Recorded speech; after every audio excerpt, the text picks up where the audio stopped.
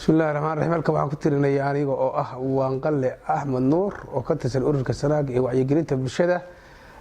gabay aan u tirinayo oo la yiraahdo taageero iyo dardaaran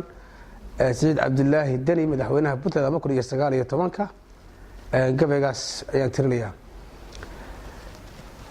Puntland maanta waa u baahanayd wiil u soo baxaya business loo furiyo warabta bicumeel maraye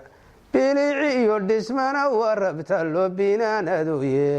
ninu beeradeygay rabtaa u baxsin karo niman bili buruftaba ka degin baylah tiri waye ninku booqanayay rabtaa qof iyo beydkiisa nin bukaanka qaatay rabtaa u baxnaansadaye beedkiyo agoontay rabtaa kii barbarsado badda iyo biriga bay rabtaa wiil ballaarsadaya bilgayciyeaniyo bay rabtaa booliiska fiyaya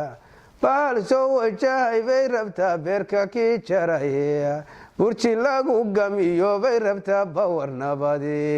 nabadeed diniyo adaba warloo booska hayn karaya berinkaaga hoyiyo adanbadaha xoreynaya adiga ka soo baxay ragga bedertamayseen adiga busayn kara wixii baahi loo qabo baldahaba adiga ku helay barashadadiyo dadkuna kama bayrine horu kugu sii bogay bulshadiyo dadweynuhu aday ku bambaxayaane baroor iyo aday ku koreen faras biriryone batar iyo ciyaar iyo adaboor lagu galaye adabool iyo ugaagi la riday biyamiyo suu waxaa baarlamaankeenna xulay boqoradeeniyo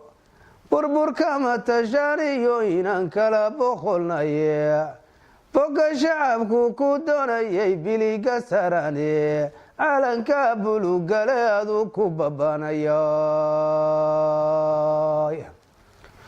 wasiir booba lama doonayo borsa dhaansadaw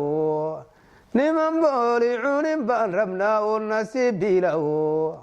barafayshin iyo daacadnimo baro weligaw ninba waxaad ku beegta halku ka bogsiin karo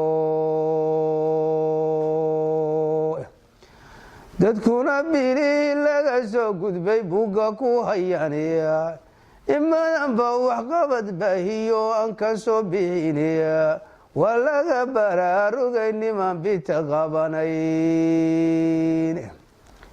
bilaash dhaarad baa lagu badshiyo beenaan soconaynaya